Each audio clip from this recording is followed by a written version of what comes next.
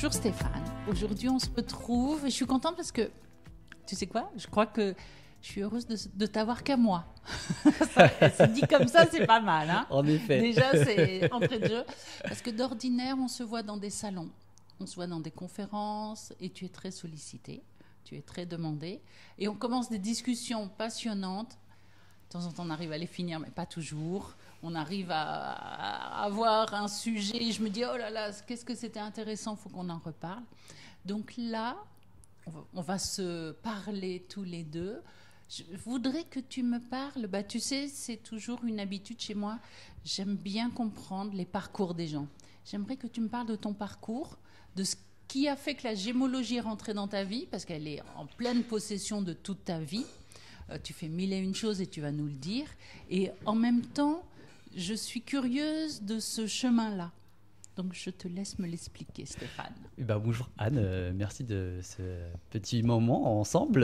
Effectivement, comme tu le dis, c'est plutôt un moment rare, comme je sais, puisque, comme tu le dis, je suis très occupé toujours sur les salons et à courir à 4 vents.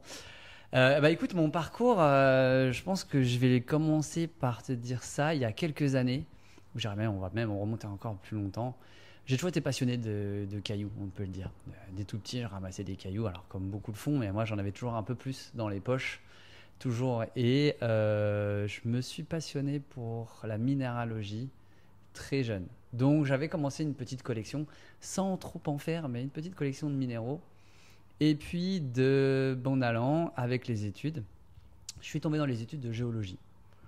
Donc, comment j'ai redécouvert la géologie, parce que la géologie au lycée ne me passionnait pas, la façon dont c'était enseigné, on va pas revenir là-dessus, mais bon, c'était pas forcément la plus ludique. J'ai découvert ça, en fait, moi je veux dire, la géologie, je l'ai redécouvert en prépa, en classe préparatoire, et ça m'a passionné, parce que c'était de la géologie appliquée. On faisait des coupes, on faisait de la géologie de terrain, et tout de suite, ça prenait sens, il y avait vraiment quelque chose de concret derrière, avec la matière, on touchait la matière, on allait voir la matière. Et de ça a découlé mon entrée à l'école de géologie de Nancy, donc où j'ai fait un cursus ingénieur pendant 3 ans, ce qui a permis de conforter ma passion pour les cailloux et comprendre les mécanismes à leur origine. Et j'ai terminé sur une thèse derrière, encore une fois, 3 ans de thèse. Donc effectivement, j'ai un petit diplôme d'ingénieur et un petit doctorat. S'il te plaît, rendons à César ce qui est à César. T'as passé 3 ans. Et la thèse, ces 3 années se finissent par une thèse? Oui. Et cette thèse-là, elle était sur quoi? Moi, je vais essayer d'expliquer ça simplement, parce que c'est toujours compliqué les sujets d'une thèse. En clair, j'étais focalisé sur le stockage géologique du CO2, qui est en plein essor aujourd'hui, et je regardais la réactivité des roches dans lesquelles on allait injecter le CO2, et notamment pas que le CO2, mais tous les gaz qui étaient présents en impureté. Et donc, qui sont généralement des gaz qui sont très réactifs, comme le dioxyde de soufre, qui est rien d'autre que le gaz moutarde. C'est pointu comme truc, hein. Voilà. Enfin, si je peux me permettre de mon point de vue, en tout cas. Donc, la géologie, la minéralogie un petit peu, la géologie et la gémologie. Alors, la gémologie, écoute, elle a redébarqué, j'ai envie de dire, dans ma vie il y a quelques années, je dirais il y a 6 ans. Il y a 6 ans, j'ai eu une espèce de, je dirais, une crise existentielle. Alors, peut-être que c'était les crises de la quarantaine avant l'heure. Où j'ai eu besoin de remettre plus de sens et plus de concret dans ma vie. Donc, pour faire ça, je me suis mis à bricoler des petits bijoux dans mon appentis. Concret, ça veut dire que tu voulais faire quelque chose avec tes mains? Ou tu voulais c'était concret dans le fait d'avoir une finalité? Alors, je dirais que c'est les deux, tu vois, parce que c'est pas aussi simple que ça, c'est les deux. C'est-à-dire à la fois faire quelque chose de mes mains, que tu puisses produire, voir la matière, et à la fois avoir quelque chose qui soit effectivement plus parlant par rapport à ce que je faisais à l'époque. Je bossais beaucoup sur le pétrole et ça me parlait plus vraiment. Et donc, je débouche là-dessus, je commence à faire des petits bijoux dans mon atelier avec une Dremel, et puis ces bijoux, ils commencent à prendre de l'ampleur, ça fait parler, et puis je rencontre, en fait, ça a été que des portes ouvertes après qui sont ouvert à moi avec un réseau qui s'ouvre. Et en fait, ça a été qu'une période où je me suis dit, j'ai rien à perdre. Et tu vois, ça a été une période magique parce que si j'avais été dans un moment autre, j'aurais dit, ah non, j'y vais pas, c'est pas ma place, j'ai rien à faire là-bas. Tu as Exactement. une formation de géologue, tu as une formation, en plus, quand on est ingénieur, on a un côté qui est intellectuel et pratique en même temps. Tu vois, on se dit, j'apprends, je fais. Enfin, il y a des règles, des process, des procédures, enfin, dans ce genre de choses. Et toi, tu te mets à la joaillerie, autodidacte, C'est ça. sans savoir, machin, juste avec En 3 outils. En exploratoire, avec 3 outils. Et arrive le fait que j'ai des amis qui me disent, il y a des cours du soir à la ville de Paris, tu devrais t'inscrire, c'est pas très cher. Écoute, je m'inscris et je sais pas du tout ce que c'est. Et le jour J où donc j'ai fait mon dossier en disant que je vais faire un dossier professionnalisant, etc. Et le jour où j'arrive, je me rends compte que c'est l'école boule et qu'il y a un examen d'entrée. Alors, c'est là où j'ai eu le moment de me dire j'y vais pas. Et où je me suis dit bon, j'ai rien à perdre, hein, on y va. Et j'y étais et en fait, j'ai fait partie des 30 sélectionnés qui ont eu la chance sur 500 dossiers de pouvoir accéder à ces cours du soir. Et évidemment, tu me connais, je suis un petit peu challenger. Les profs ont très vite vu que j'étais challenger et m'ont dit bon, tu vas passer ton CAP à la fin de l'année. Ou tu l'auras pas, mais c'est pas grave, passe-le. Et je me suis dit je le passe, si je le passe, je l'ai. J'adore. Et j'ai eu Alors là, mon moi, CAP.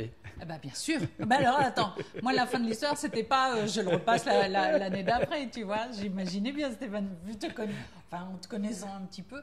Donc toi tu fonctionnes à ça, à l'impulsion, à l'instinct un petit peu, dans un domaine qui te rapproche de ta source de base, mais tu pars et dans tes bijoux, parce que moi j'aime bien parler de joaillerie, mais qu'est-ce qui fait déjà comment tu vois ton bijou, toi, et comment tu vois ton processus créatif? Parce que là, il n'y a pas de gémologie, il y a juste Pour l'instant, pas de géologie. Ah ouais, Alors, on est d'accord. on va voir parce qu'on va y revenir. Le bijou, c'est simple. Pour moi, il y a la pierre au centre.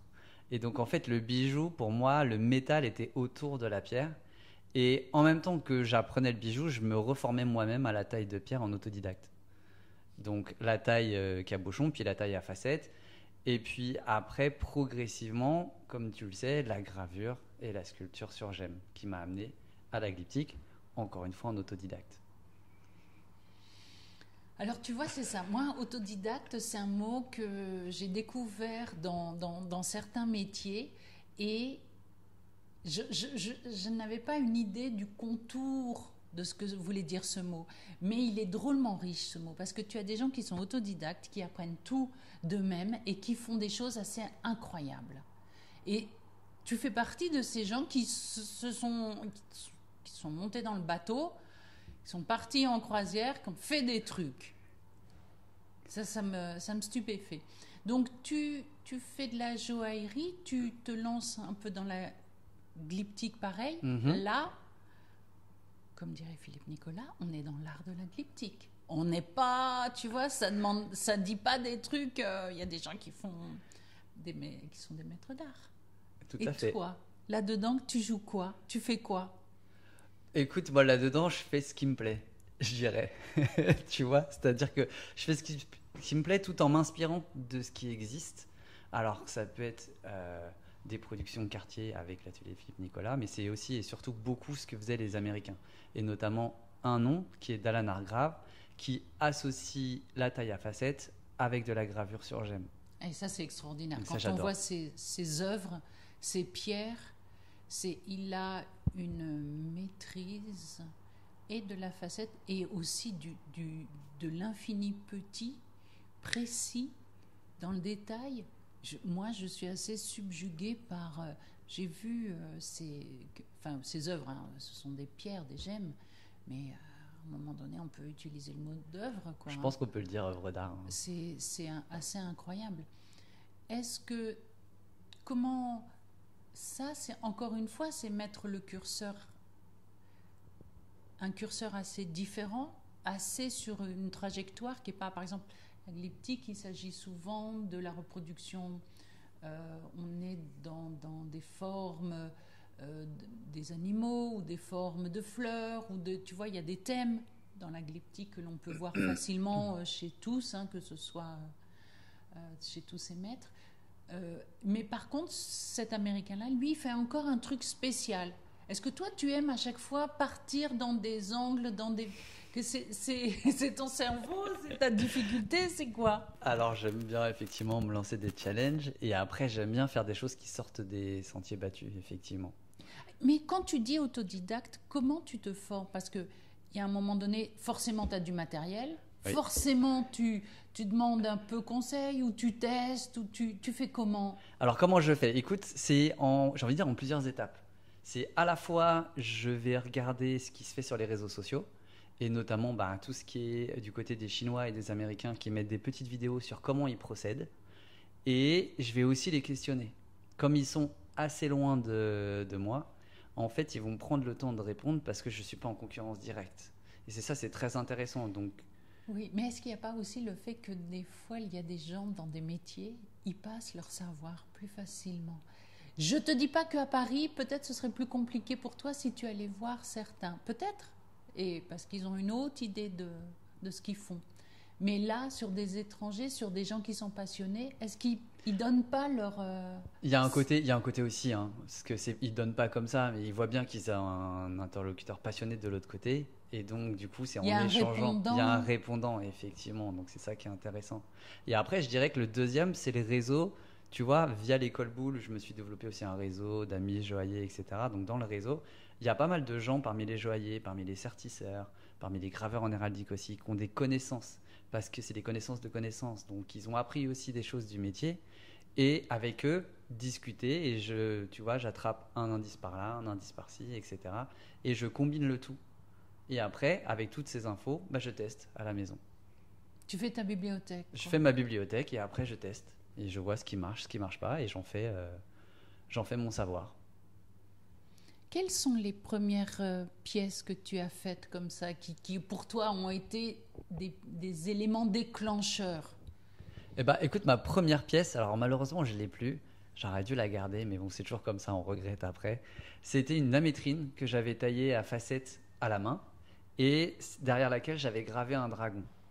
Et c'était une première gravure très grossière, mais qui pour moi avait vraiment un sens parce que c'est vraiment la gravure qui m'a le plus inspiré. Parce que quand j'ai retourné la pierre, c'est toujours comme ça, quand tu retournes la pierre, que tu vois l'effet à l'intérieur, tu te dis waouh, c'est génial, c'est ce que j'ai envie de continuer à faire. Et donc c'est vraiment celle qui m'a motivé à continuer et après à affiner mes traits, à affiner mes techniques, etc. etc. Je veux qu'on se souvienne de la question là. Quand je vois que quand tu travailles sur l'envers. Oui. Moi, mon cerveau, il a du mal à comprendre une image. Comment tu dessines à l'envers? Est-ce que tu dessines ce que tu vois ou est-ce que, tu sais, c'est comme un peu la peinture russe sur des toutes petites machins. Il faut commencer par le détail, la chose, enfin presque l'iris, et après faire le visage et nanana et agrandir. Là, toi, comment ça fonctionne quand tu fais? Alors le dessin, tu vois, il est en négatif, mais c'est ça. pas pour autant qu'il faut faire l'inverse de ce qu'on fait sur le dessin. C'est juste que tu penses la gravure négative. C'est comme si tu faisais une sculpture du vide. Mais tu vas travailler de la même façon, c'est-à-dire que tu vas d'abord dégrossir l'ensemble pour avoir l'homogénéité, parce que si tu commences par le détail, tu vas faire un détail puis un autre détail et rien n'ira en accordance. Donc il faut qu'il y ait une harmonie et l'harmonie vient par la globalité. Donc je pars par la globalité et je descends dans le détail. D'accord, c'est à l'inverse. C'est ça, c'est à l'inverse. Par contre, il y a des détails qui effectivement, il faut que tu réfléchisses et c'est là où tu as une gymnastique du cerveau parce que tu réfléchis à l'inverse, c'est-à-dire ce qui doit être le plus devant doit être le plus creusé. Donc il y a des détails que tu vas faire différemment, à l'inverse. Presque le plus profond ou le plus détaillé doit être les derniers éléments à réaliser. Tu vois, par exemple, on prend un visage, tu vas descendre d'abord globalement la forme du visage, mais sans descendre le nez, les joues, etc. Je descends la forme du visage et ensuite je vais descendre les joues, puis ensuite la bouche, puis ensuite le nez. Et je vais descendre les sourcils et l'arcade sourcilière, sans creuser les yeux, puisque eux doivent rester en relief.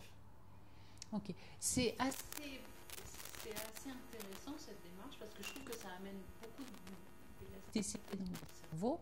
Beaucoup tu vois, il faut se rendre compte sur les... Mais là où ça m'interroge, c'est surtout qu'une gemme, c'est petit. Oui. Enfin, je veux dire, c'est pas une pièce de 1 euro. Non. On est sur du plus petit encore. Comment tu fais pour être à l'aise avec cette chose si petite? Alors j'ai toujours eu, alors je dirais deux choses. Depuis tout petit, j'adore tout ce qui est tout petit. Et j'ai toujours fait, depuis tout petit, des petits gribouillis sur mes feuilles, des choses qui étaient tout petits, jusqu'à faire des miniatures. Donc j'ai déjà, si tu veux, cette habitude de faire des petits dessins. Et donc j'ai cette motricité fine. Mais je dirais que j'ai aussi l'avantage, et ça c'est vraiment un avantage, c'est que j'ai la conscience de mon corps. C'est-à-dire que, tu vois, pendant mes cours de joaillerie, pendant mes cours de certi, je regardais le prof, mais au lieu de regarder que ce qu'il faisait sur la pièce, je regardais ses doigts, sa main, son coude, son épaule, positionnement, toute sa position de son... Et donc, je fais une analyse complète de la position du corps pour aller jusqu'au travail et de la finalité. Ah, c'est intéressant, c'est la première fois qu'on me parle de ça, de ce genre de choses. Et c'est vrai que c'est des métiers qui sont physiques. Alors physique, non pas dans le traitement, mais parce qu'il y a des positions qui sont toujours les mêmes, parce que les gestes, les bras, les avant-bras, les poignets sont très sollicités, les mains, etc. Mais je n'avais pas analysé que ça pouvait y avoir un jeu comme ça. Tu vois, c'est ce que je dirais là, tu vois, dans ce côté artistique, c'est mon petit côté scientifique qui revient, tu vois. Et il y a toujours, et on le verra hein, dans ma vie, il y a toujours un petit côté scientifique qui reste, c'est comment ça marche. Comment ça se fait que, comment ça marche. C'est ça. C'est ça. Tu analyses. Dans ton cerveau, tu analyses le positionnement, tu analyses comment on fait, mais comment on fait au mieux pour se sentir, pour aller dans la bonne direction. Tout à fait. Et la gémologie, alors, c'est où? Eh bien, on y arrive justement, je l'avais en tête encore, tu vois, je me suis dit, attends, le fil conducteur est là. Alors, la gémologie, comment on y arrive? Écoute, eh ben, de tout ça, la glyptique, la joaillerie m'ouvre aussi vers le monde, alors me réouvre vers le monde des gemmes. J'ai beau être géologue, je suis pas gémologue. Je vais connaître les roches en général, mais les minéraux, quand on les regarde, généralement, en géologie, sont microscopiques. Donc on va les regarder sur ce qu'on appelle des lames minces, des morceaux de roche qui font 30 microns, et donc ils sont tout petits. On les a jamais à la taille centimétrique. Donc comment j'arrive à la gemme? Eh bien écoute, dans tout ce travail artistique, je garde un côté scientifique. Et tu connais une amie commune qui est Aurélie Després, d'Awi Joaillerie, qui sait que j'ai ce côté un peu scientifique aussi, qui a un petit côté challenger et qui me lance un défi en disant « Viens, on monte une exposition ensemble où on va parler et de la gemme et du travail de la joaillerie. » Et donc du coup, on a fait la fameuse exposition qui était Aventure minérale, qui partait du brut au bijou. Et donc l'idée, c'était de monter toute une exposition avec tous les différents types de gemmes, d'expliquer comment elles se formaient et du coup d'en faire des conférences. Ça, c'est très intéressant parce que les gens ne savent pas que quand ils ont une pierre taillée, quel est initialement le brut qui a donné naissance à ça. Et parce que toutes les pierres ne se ressemblent pas, toutes les pierres ne sont pas les mêmes, n'ont pas la même ligne de cristaux et ça vaut, et les bruts sont très beaux. Moi, je sais que j'ai un petit faible pour ça. Je suis donc d'accord. c'est intéressant de mêler ça parce que quand on limite les pierres à quelques couleurs, les bruts permettent de voir justement qu'il y a une richesse et dans les formes, les coloris et surtout dans le devenir de ce qu'on arrive à en faire. C'est ça. Et tu vois, si je peux vous dire, en fait, du coup, en rentrant dans le monde de la joaillerie, moi, je redécouvre la pierre sous la forme de gemme. Ça m'inspire. Et encore une fois, j'ai mon côté scientifique qui me dit comment ça marche, comment est-ce que je peux apprendre à les reconnaître? Parce que moi aussi, je voudrais savoir. Je vais être joaillier. Je me suis fait avoir comme tous les débutants. Hein. J'ai acheté des pierres qui étaient du verre au départ, sans le savoir. Je m'en suis rendu compte après coup. Je me suis dit, ouais, mais j'ai pas envie que ça se reproduise. Et puis, j'ai envie de connaître aussi toute la diversité. Donc ça m'a amené, encore une fois, en autodidacte, à ce que je dirais manger de la pierre. C'est-à-dire acheter des pierres, aller voir des pierres, regarder à quoi ça ressemble, comprendre quelles sont les spécificités, les caractéristiques. À côté de ça, faire de la recherche bibliographique pour m'enrichir, comprendre la géologie, comprendre la gémologie et monter des conférences sur le sujet. Donc on arrive, tu vois, on se rapproche de la gémologie, on arrive à ces fameux cycles de conférences avec un premier coup avec l'exposition Aventure minérale et le fait de faire des conférences à Aventure minérale me fait rencontrer du monde qui m'ouvre des portes dans d'autres cycles de conférences, notamment Mineral Expo Paris et Sainte-Marie-aux-Mines. Donc du coup, je vais transmettre et transférer encore une fois ces conférences qui me font rencontrer du monde, et notamment à l'époque la directrice pédagogique de l'ING qui me repère et qui me propose de donner des cours de géologie à l'ING. C'est comme quoi les chemins ne sont pas tous les mêmes, et c'est pour ça qu'il faut parler des parcours. Et Stéphane, moi j'avais la question, j'espère qu'elle ne s'est pas échappée. Encore une fois, tu as ton côté, tu as appris, tu le remets en mots, c'est-à-dire tu le retravailles, et tu aurais pu le garder pour toi. Oui, clairement. Tu aurais pu continuer à être dans la pierre, la glyptique, la taille, plein de choses comme ça. Tu aurais pu continuer à te lancer dans un style de joaillerie. Où est le pont qui fait que tu donnes des cours? Parce que moi, je connais plein de gens qui sont des gémologues, vraiment avec un savoir important. Pas 2 secondes, ils deviennent professeurs. Pas 2 secondes. Mais ce n'est pas un jugement, c'est juste qu'il y a un manque d'éléments qui ne permet pas de faire ça. Qu'est-ce qui fait que chez toi, tu te dis, eh ben en plus, je fais ça. Je rajoute ça. Écoute, parce que je n'en avais pas assez, je me suis dit, tiens. Non, écoute, c'est une vraie passion, la transmission. Et encore une fois, moi, je m'en suis rendu compte dernièrement, tu vois, que finalement, c'est un fil conducteur parce que je transmets depuis le plus jeune âge. J'ai été prof de roller dans mes jeunes heures. Je donne des cours sur plein de trucs depuis des années. Et la gémologie, c'était la suite. La géologie, puis la gémologie, c'était la suite logique. J'adore transmettre, en fait, pour plein de raisons. Parce que, je dirais, une des premières raisons, c'est le fait que moi, j'ai vu comment c'était compliqué d'apprendre en autodidacte. Et je me dis, trouver les bonnes sources, les bonnes informations. Les bonnes infos, etc. Exactement. Et donc, du coup, de me dire, je peux le transférer à des gens pour qui ce serait... Parce que moi, je me suis arraché. Je sais que tout le monde n'a pas non plus les mêmes facilités. J'avoue d'avoir des facilités pour ça.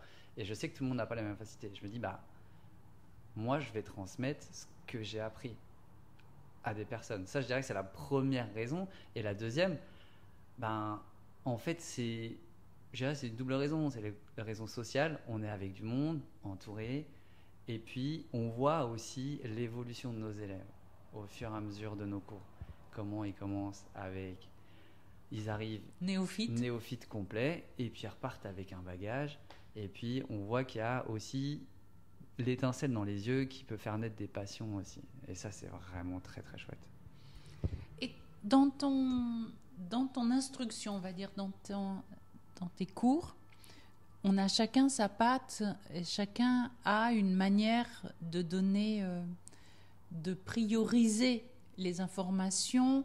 Moi, j'ai rencontré des gémologues qui souhaitaient que ces élèves soient conscients de ne pas se faire avoir lors des achats, d'autres qui souhaitaient leur donner une base, un réflexe scientifique pour appréhender une gemme.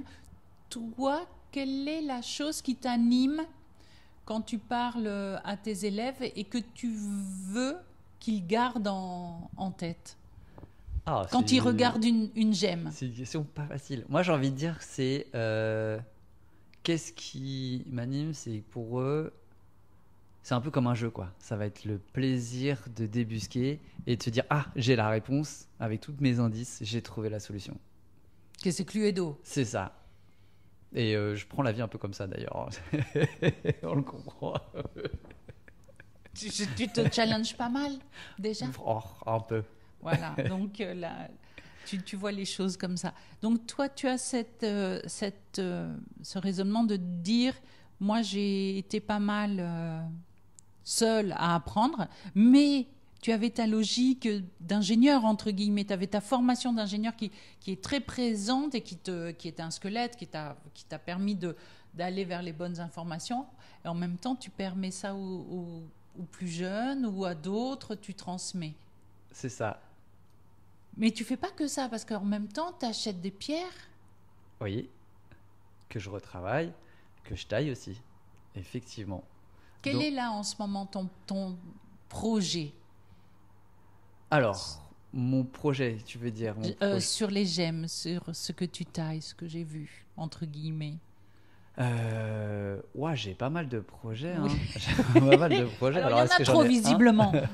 Il y en a trop. Si, on a vu avec l'abeille. Ah oui, c'est le dernier. Le dernier. Alors ça c'est encore un défi. Ça, c'est encore un défi pour sortir encore des sentiers battus, de faire des intailles peintes. Donc ça veut dire graver une intaille en négatif dans une gemme facettée avec des facettes particulières qui vont donner un effet de miroir, donc qui vont reproduire le dessin de la facette, de l'intaille, mais en plus donner de la couleur à cette intaille pour donner encore plus de vie. Donc ça, c'est parti encore une fois d'un challenge. Alors moi, je travaille beaucoup en collectif. Avec Oui, des ça joailliers. c'est une des particularités. C'est-à-dire que tu as appris par le réseau, tu es en relation par le réseau et tout, mais tu aimes bien ne pas être seul. Enfin, il y a des gens qui apprennent seuls et et ça se passe bien. Et ils sont OK avec ça et ils sont, tu vois, ils sont seuls, ils se tiennent. Toi, tu aimes bien la communauté, je trouve. Bah moi, je trouve qu'avec la communauté, on va plus loin et plus vite. On dit toujours seul, on va plus vite, à plusieurs, on va plus loin. Moi, je trouve qu'à plusieurs, on va plus vite et plus loin. C'est simple. Et donc, du coup, avec la communauté, on apprend plus vite. Avec la communauté, on peut faire beaucoup plus de choses, des projets qu'on ne ferait pas tout seul. C'est ça qui est chouette. Et donc, du coup, faire des collaborations avec des gens de tous bords, que ce soit des joailliers, des sertisseurs, des lapidaires. Oui, mais vous avez une plateforme open source sur on échange des méthodes, on se parle, enfin, tu vois là, Aurélie est un petit peu comme ça aussi, Oui. je trouve, il me semble. Clairement. Voilà, toi visiblement aussi. Donc vous arrivez à vous trouver une communauté ensemble de gens qui s'intéressent à ce que vous faites, que vous vous intéressez aussi aux autres. C'est ça. Et en même temps, vous évoluez, vous Exactement. allez vers des directions peut-être toutes différentes, hein, mais il y a une sorte de socle que vous avez en commun Exactement. sur les échanges. Sur les échanges, et puis ça amène aussi des nouveaux challenges. Et tu vois, le fait d'être ouvert au collectif, c'est qu'on vient spontanément me voir, me rencontrer, me contacter pour des projets. Et ce projet-là, c'est pas moi qui en ai eu l'idée. L'idée vient de Philippe Jacquin-Raveau, qui est un peintre qui fait de la micro-peinture pour les fonds de montre pour la haute horlogerie suisse. Et c'est lui qui m'a contacté sur LinkedIn, qui a vu ce que je faisais et qui m'a dit « ça te dirait pas qu'on essaye un truc ?» On a discuté ensemble et on est parti sur cette idée. On a fait un premier prototype pour voir comment ça se comportait et ensuite on a affiné les traits de l'intaille, puisque l'intaille n'est pas faite comme toutes mes autres intailles, c'est vraiment un travail particulier pour accepter la peinture, pour que Philippe puisse faire sa peinture aussi à lui de manière adéquate. Et donc du coup, c'est un travail vraiment ensemble. Mais tu vois, encore une fois, c'est par le collectif et par le fait que je suis ouvert qu'on vient me rencontrer. C'est ça. Et là, ça m'interroge, ce travail de peinture sur la gemme, parce que les gemmes ont des qualités physiques diverses et variées.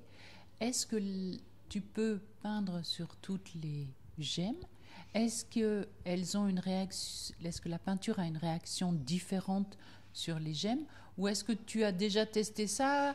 Ou est-ce que tu découvres en ce moment ce genre de choses? Alors, ou est-ce que vous êtes déjà sur un axe en disant non? Je dirais que on découvre sans découvrir, parce que en fait, il va y avoir, si tu veux, le minéral reste du minéral. Maintenant, ce qui va être important, et le comportement des gemmes, ça va être plus le comportement sur la texture microscopique de la gemme quand tu la travailles. Et c'est plus ça qui va avoir un effet sur la peinture. Donc du coup, moi j'ai envie de dire qu'on pourrait très bien le faire sur toute gemme. Par contre, toutes les gemmes ne vont pas être travaillées de la même manière. Et après, il y a aussi la question de la couleur de la gemme. Tu vois, pour coloriser une intaille, l'intérêt c'est plutôt de le faire sur une gemme qui va être transparente. Donc plutôt. Parce que si sur du rouge, des verts, des choses comme ça, tu étais un peu limité dans on est limité le jeu des puisqu'on a couleurs. déjà une coloration qui est la couleur de la gemme. Autre question, connaissant les gemmes, il y a des inclusions. comment tu les gères, ce genre de choses, avec la peinture ou avec la taille? Alors les inclusions, je vais jouer avec, Tu joues en avec? général, D'accord. et je vais les laisser m'inspirer. Alors des fois, on ne peut pas faire autrement parce que la gemme est incluse, et donc dans ce cas-là, je vais essayer de jouer avec pour que l'inclusion fasse partie du décor. Ok. Dans le projet que tu as là, avec l'horloger, le but, l'idée, peut-être même le projet final, ça peut être quoi? Parce que joaillerie et horlogerie sont très définissables de manière indépendante. Et quel est le pont que tu construis, toi, déjà avec lui, pour ce genre de choses? Il n'y a pas forcément un pont entre la joaillerie et l'horlogerie. Je dirais qu'il y a surtout le plaisir du travail sur un matériau. C'est l'idée. Vous êtes sur l'idée, là. Ouais. D'accord. Pour l'instant, il n'y a pas de réalisation, ni de finalité, ni de choses comme ça. Alors, il est possible qu'il y en ait, voilà. mais on en reparlera dans les prochains mois. C'est ça. J'imagine bien qu'il y aura une finalité, mais pour l'instant, vous êtes dans cette phase encore peut-être pas de tester, parce que vous avez sûrement plus avancé que ça, mais sur cette phase où ça découvre un peu, quoi. Il y a un champ des possibles. Il y a un champ des possibles et on est effectivement sur plus de projets. Donc l'abeille est un premier projet et il va y avoir d'autres projets qui vont venir dans l'avenir, dans le futur proche. Comment toi, quand tu as des projets comme ça qui te sautent dessus, intellectuellement, est-ce que tu le réfléchis assez longuement, mûrement, ou tu passes à l'outil? Je suis curieuse de savoir ça. Alors, je crois que la réponse elle est déjà présente, c'est-à-dire que réfléchir longuement et mûrement, ça veut dire que je le fais pas, donc j'y vais. En clair, c'est toujours le challenge, c'est-à-dire je dis j'y vais et on verra bien. C'est ça, il n'y a pas de... Et des fois ça passe, la plupart du temps ça passe, puis des fois ça passe pas, et puis tant pis. C'est au moins c'est exactement ça. Qui te permet de comprendre. Ça marche pas, mais j'ai appris au moins. Donc quoi qu'il arrive, je sais que je vais apprendre et progresser. Ok. Dans tes journées, tes semaines, tes mois, parce que tu es aussi sur des salons. Oui. Je voudrais que tu me parles un peu de cette vie que tu as, qui est dans la gémologie, les cours, la joaillerie. Comment ça se passe? Parce que... Il y a beaucoup de gens qui me demandent ça. Parce que, ah oui, mais je comprends. Je fais partie du club. C'est ça. Alors, parce qu'en plus, on ne parle pas du fait que j'ai encore un travail de géologue à côté. C'est ça, je n'osais pas trop mettre le doigt dessus, parce que je me suis dit, on ne sait jamais. Écoute... Je ne veux pas faire peur à personne. C'est ça. Je suis un peu au forfait soir, week-end et vacances. Donc, une partie de mes vacances sert aussi à préparer ça. Je suis à temps partiel dans mon boulot, donc ça me permet aussi d'avoir du temps à côté, qui est beaucoup réquisitionné par l'Institut national de gémologie à l'heure actuelle, pour mon plus grand plaisir. Écoute, j'essaye de... Voilà, je dirais que c'est pas à vue parce que je projette quand même et j'essaye d'organiser, mais j'ai une organisation très élastique. Tu es souple. Ouais, il faut de la souplesse. Oui, non, mais tu as raison. En même temps, on te voit aussi dans des salons. Moi, la dernière fois qu'on s'était vu, tu m'avais dit que tu revenais d'une mine en Auvergne. Oui. Et alors, qu'est-ce que tu fais là-bas? Là-bas, alors c'est pas vraiment une mine, mais je vais à la recherche du saphir. Je vais chercher le saphir auvergnat directement dans certaines contrées d'Auvergne. Qu'est-ce qui te plaît dans cette recherche ou dans cette démarche? C'est la recherche du trésor. Tu vas passer des heures à être plié en deux, à soulever des tonnes de gravats, à tamiser pour trouver la petite pierre rare, je veux dire la perle rare, même si c'est pas des pierres, des perles. Mais l'idée est là. C'est ça. Et c'est trouver ton petit bleu d'Auvergne, ton petit saphir que après tu vas tailler. Et donc c'est vraiment tout le plaisir de toute la chaîne, de A à Z. Tu vas été le chercher, sorti du milieu naturel, pour ensuite le regarder, l'analyser, le tailler et potentiellement le monter. Dans les salons, je sais que tu as une belle collection de pierres aussi que tu vends. Oui. Qu'est-ce que tu recherches dans tes pierres pour toi et pour celles que tu as dans ta collection? Est-ce qu'elles ont quelque chose? Est-ce que tu cherches l'exception, la pierre pour la gémologie, la pierre pour la joaillerie? Est-ce que tu aimes la transparence? Est-ce que tu aimes la taille? Est-ce que tu es attentif à quoi? Alors, moi, je dirais qu'il y a un point commun, parce que tu vois, pendant que tu me dis ça, je t'entends, mais moi, j'aime tout, en fait. Mais j'aime la singularité. Donc, dans ma collection, en tout cas dans ma collection personnelle, il y a plein de pierres singulières. Tu vois, le dernier exemple en date, j'ai acheté sur le salon, là, une pierre à Charenton, une pierre que je lorgne depuis 3 mois chez un ami, qui est un grenade démantoïde iranien. Mais il n'est pas juste démantoïde, c'est-à-dire qu'il est démantoïde, mais avec la queue de cheval en fleurs, pile au centre de la table. Et tu vois, c'est le genre de choses que je vais rechercher. Et elle se voit facilement? Elle se voit à la loupe. Elle se voit à la loupe. Oui. Ah, ça doit avoir un effet c'est incroyable. assez incroyable. Comme un feu d'artifice, quoi. Totalement. Ou une fleur piégée à l'intérieur de la gemme, quoi. Et dans ces cas-là, quand tu as une pierre comme ça, qu'est-ce que...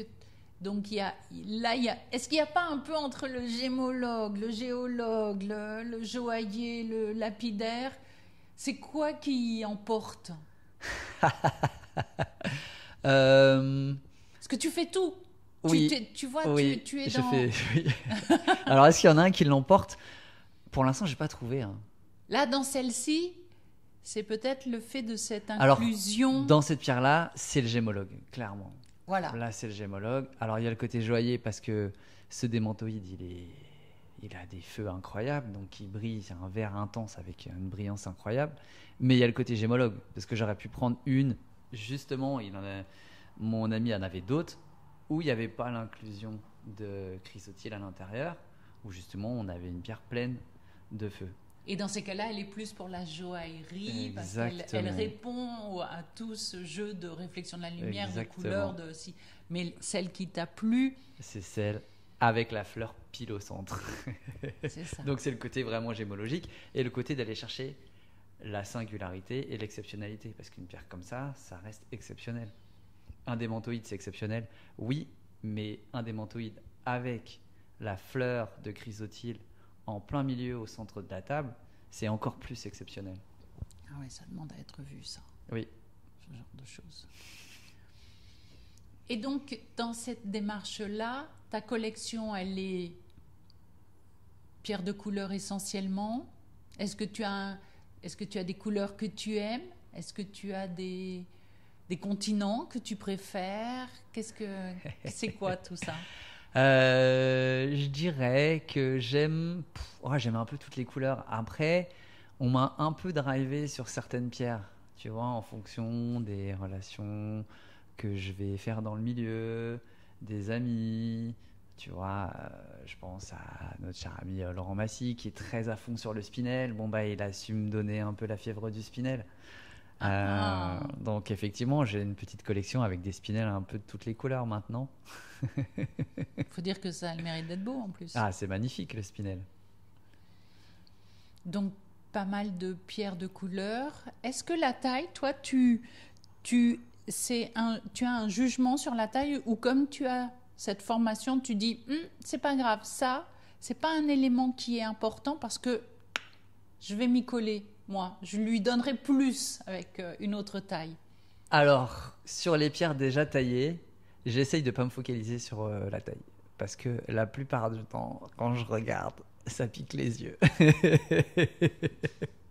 Alors, en plus de ça, il y a un côté où je suis perfectionniste, mais en plus, quand je te disais que je suis autodidacte, sur la facette, je ne suis pas complètement autodidacte. J'ai eu la chance d'avoir quelqu'un qui m'a formé et qui était encore plus puriste que moi.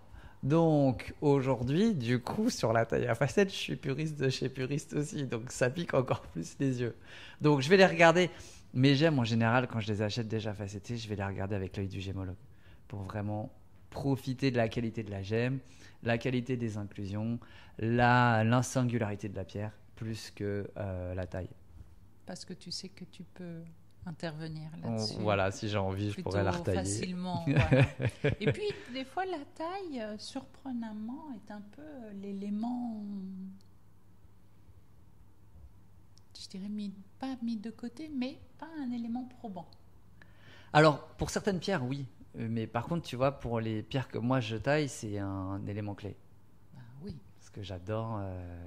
Et quand tu travailles, j'ai une question sur les tailles que tu fais avec le motif qui se voit, tu sais, qui se réplique. Les tailles à miroir. Voilà. Comment ça se passe, ça? Parce que ça, je connais pas bien cette démarche-là.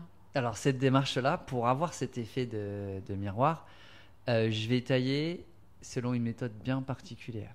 Tu vois, aujourd'hui, je dirais que, alors il y a plein de machines différentes, mais il y a vraiment deux grandes méthodes. Tu as la méthode dite à évention ou jurassienne et la méthode à bras mécanisé ou américaine. Les deux sont complémentaires. Tu en as une qui est plus intuitive et qui va permettre de faire de la taille classique rapide. Elle est précise de facette à facette, mais elle ne sera pas précise sur la mesure des angles. L'autre, c'est l'inverse. Elle va être très précise sur la mesure des angles. Pour la taille à miroir, il faut respecter des angles bien particuliers et que ces angles soient tous les mêmes sur tes facettes. Bah ouais. Et on est sur en plus sur un motif. Comment tu es?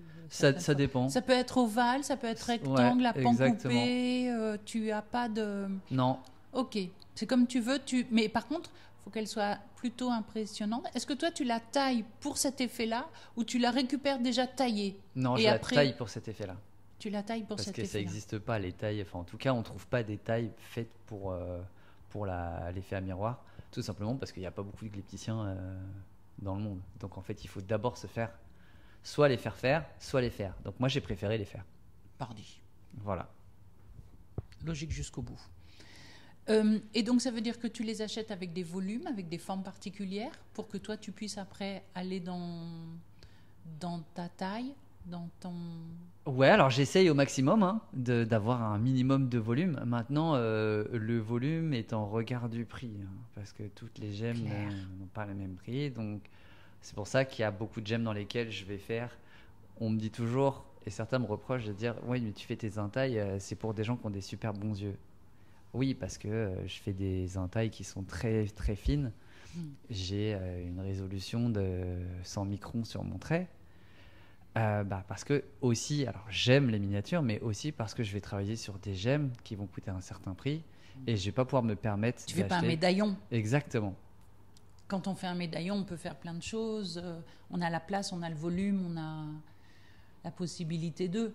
Là, si je me souviens bien, tu as des pièces certaines fois comme que j'ai vues lors des salons, elles sont assez petites et c'est vrai qu'un microscope c'est plus adéquat pour les regarder, mais moi j'adore regarder les gemmes au microscope, alors voilà, ça me gêne pas.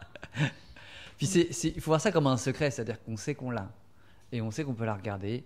Si on n'a pas de bons yeux, on peut regarder avec une loupe. On sait qu'on la porte et qu'on a ce secret-là. Donc moi c'est ça que j'aime aussi dans ces petites entailles, c'est qu'il y a un petit côté très secret. C'est ça. Secret ou initié? Voilà, les deux. Les deux, on va dire. Secret et initié. Et tu vois, alors moi j'ai une pièce comme ça en tête qu'il faudrait que j'en refasse parce que c'est une pièce qui s'est faite en plusieurs étapes. J'avais une tourmaline verte, donc une verdalite un peu sombre, que j'avais justement culassée comme ça pour avoir une taille à miroir, dans laquelle j'avais fait un scarabée. Donc j'avais, dans un premier temps, juste fait l'entaille de scarabée. Donc cette pierre, comme elle était assez sombre, elle avait une belle brillance. Par contre, le scarabée, il n'apparaissait que quand tu avais une pleine lumière dessus. Ah oui. Donc c'était très secret. Mais j'ai fait une deuxième évolution à cette pièce. C'est-à-dire que le scarabée, je lui ai mis de la feuille d'or. Donc j'ai mis une dorure dessus. Génial. Et avec le vert, lorsqu'il y avait de la lumière dessus, donc déjà on le voyait mieux, mais lorsqu'il y avait de la lumière dessus, on avait vraiment l'impression d'avoir, tu sais, ces vrais scarabées verts, très métalliques. Et exactement. Donc du coup, on avait vraiment l'impression d'avoir ce scarabée vert métallique à l'intérieur de la gemme qui prenait vie. Et ça, c'est justement, tu vois, c'est typique ce que je dis dans le fait, et tu le disais, dans le fait d'être initié et secret. Parce que le scarabée, il va se révéler que lorsque tu es en plein soleil ou quand tu te mets vraiment sous une lumière, où là, tu peux le voir. Mais en temps normal, il ne se voit pas. C'est ça qui est assez surprenant, c'est cette différence de niveau de, non pas de vision, mais en vérité c'est une vision, c'est de la façon dont tu la vois, mais c'est aussi toi aussi la façon dont tu vois ce métier-là, de le mettre, de savoir le faire et de le montrer un peu plus. Oui. Mais ça reste quand même, ce n'est pas une grande diffusion comme souvent je reprends cette idée de médaillon, de motif floral, presque qui est un objet d'art ou une pièce de sculpture à la Wallace Chen ou à la d'autres, tu vois, on en a quelques-uns comme ça. Jarre faisait des pièces comme ça qui sont... là, j'ai vu dernièrement le mouton avec toutes les perles, sa tête, elle est assez incroyable. Mais pareil, c'est un volume. Toi, ce qui est assez impressionnant, c'est que tu travailles assez dans le plus petit, le plus délicat, le plus fin. J'aime beaucoup les miniatures, je dirais. Tu vois, la finesse. La miniature et les finesses. Donc c'est pour ça que ça me va bien, toutes ces gemmes qui ne sont pas forcément d'une grande taille. Puis c'est encore une fois, c'est aussi, il y a un petit côté challenge, tu vois, c'est de se dire qu'est-ce que je serais capable de faire et quels détails je serais capable de donner dans une gemme qui est malgré tout relativement petite. Ouais, c'est un ongle. Oui, oui. Oui, moi je pourrais faire des gravures sur des ongles. Mais tu fais des choses comme ça déjà. Le fameux, les dragons, les choses comme ça. Oui. Si j'ai de mémoire, Oui. j'ai ça dans l'œil là en Oui, ce moment. le dragon sur l'émeraude. Exactement. Tout à Et fait. alors c'est assez incroyable parce qu'en plus l'émeraude a cette particularité de ne pas être la pierre la plus facile. Ouais. Et même moi, mon réflexe, ça aurait été de me dire l'émeraude, j'évite parce qu'entre les inclusions, les jardins, les choses comme ça, elle va s'ouvrir en deux. Non, mais tu vois, j'aurais même peur. Oui. Bah, en fait, ce qui est bien avec la glyptique, c'est que c'est un travail doux sur la pierre. Ah, c'est bien de le dire, oui. Oui, c'est la répétition du geste et du mouvement. C'est la répétition, tu descends ton volume progressivement. Et c'est moins brutal pour la gemme que de la taille à facettes. Exact. Donc tu peux voir ta pierre évoluer. Tu peux sentir à quel moment... Alors, je dis tu peux sentir, ça m'est déjà arrivé de casser une pierre en faisant une entaille. Mais c'est très rare, en fait. Et... Vraiment. Parce que tu vois, moi, je me dis que dans ce métier que tu fais, tu as dû avoir des déchets ou des tests... non concluant. Alors je dirais que en fait, si tu veux, les tests non concluants, ça arrive, c'est-à-dire que ça va être ton outil qui accroche, qui va se mettre à déraper. Tu vas avoir. Alors, tu as un autre problème, c'est-à-dire que du coup, tu vas avoir des fêlures, des cassures, mais à la taille microscopique. Tu vois, sur les bords de ton entaille. D'accord. Du coup, oui. tu vas avoir des micros arrachements. Et donc c'est ça qu'il faut travailler. Et donc ça se travaille avec la vitesse de rotation, la vitesse d'appui, la répétition. Comment tu arrives dans ton volume, avec quel angle tu arrives, etc. Donc c'est tout ça, tu vois, tous ces paramètres qui se travaillent. D'accord, ok. Oui, c'est pas simplement le fait de faire. Non. Il y a d'autres critères qui rentrent un peu en jeu et qui te permettent de dire, ben là, je peux être plus ou moins en sécurité. Exactement. Sur la réalisation, sur le faire, sur la façon dont je le fais. Tout à fait. Ah, ok, parce que là, En fait, il y a ça, puis la profondeur dans laquelle tu vas. Tu vois, sur une émeraude, tu vas peut-être aller moins profond que dans un quartz, par exemple. Tu vas peut-être mettre moins d'effet de volume. Mais c'est pas grave, on est sur de l'intaille, donc tu n'as pas forcément besoin de descendre profondément pour avoir un effet de volume.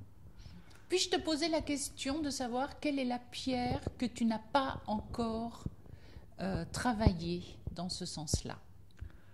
Waouh. Alors attends, dans les pierres classiques, aucune. Ok. Je dirais que c'est plus sur les pierres de collection, quoi, les pierres rares à la rigueur, sur lesquelles j'ai pas encore travaillé.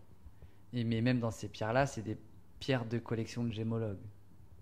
Tu vois, qu'est-ce que j'ai pas travaillé? Les andalousites, par exemple, j'ai pas encore eu l'occasion d'avoir une belle andalusite avec un beau volume pour faire une entaille dedans. D'accord, ok. Quelle est la pierre avec laquelle tu réalises facilement tes projets, où tu te dis, pour tester ou pour une première, je prends une pierre comme ça, j'ai déjà mon dessin en tête, je vais la faire. Sur quelle pierre? Bon, le quartz. Le quartz, c'est très bien, c'est transparent, puis ça a un côté très brillant en plus. Et puis, si ça casse aussi, c'est pas grave, il y en a plein. Donc, bon, c'est toujours du temps de perdu, effectivement, de travailler. Mais ça se passe bien, quoi, en général. Puis tu apprends, visiblement. Ah oui, oui, j'apprends, ouais. Toi, t'es Ouais, en mode... j'apprends, ouais. Alors quand ça casse, on se dit « Ouais, j'apprends !» On s'applique, hein, mais on apprend. Hein. Il y a quelques outils qui volent dans l'atelier, mais c'est pas grave. Oh, ça c'est bon, ça va me faire rire. Écoute, là on est à 50 minutes. Est-ce que ça te va? Oui, c'est très bien. Est-ce que tu veux parler de quelque chose en particulier ou est-ce qu'on a parlé? Parce que moi, j'ai parlé de ce que je connais et de ce que je pensais qui pourrait être intéressant. Est-ce que toi, tu as d'autres sujets? Je pense qu'on a fait un beau tour d'horizon sur le sujet. Sur le sujet. Sur le sujet. Sur toi, surtout, parce que le sujet n'est pas tout le temps aussi passionnant, mais avec toi, il revêt des attraits. Je pense que si on voulait approfondir, on pourrait dire effectivement que dans le terme de l'enseignement, je n'enseigne pas que la théorie en termes de gémologie ou de géologie, puisque je donne aussi des cours de gémologie maintenant au sein de l'Institut national de gémologie. Mais je donne aussi des cours de pratique, donc taille lapidaire, taille à facettes, et aussi sur la gravure et la sculpture sur gemme. Et je forme à mon atelier, et puis voilà, avec d'autres en collectif, on s'organise des sessions. Donc voilà, c'est tous azimuts encore une fois. Je vous invite vraiment en plus quand vous voyez Stéphane dans un salon ou même sur les réseaux, parce que vous voyez, il pose des questions mais il y répond aussi, et à lui parler de 1000 choses. N'ayez pas de timidité, ça serait dommage pour vous de perdre ce temps-là. Allez le voir, parlez, vous verrez, il a son monde, sa joaillerie comme sa gémologie, mais son monde est vaste et surtout c'est extrêmement intéressant. Et moi je dirais une chose, j'attends les années à venir, Stéphane. Je me demande ce qui va se passer. Je prends mon ticket et je vais attendre. Merci beaucoup, Stéphane. Avec plaisir, en tout cas.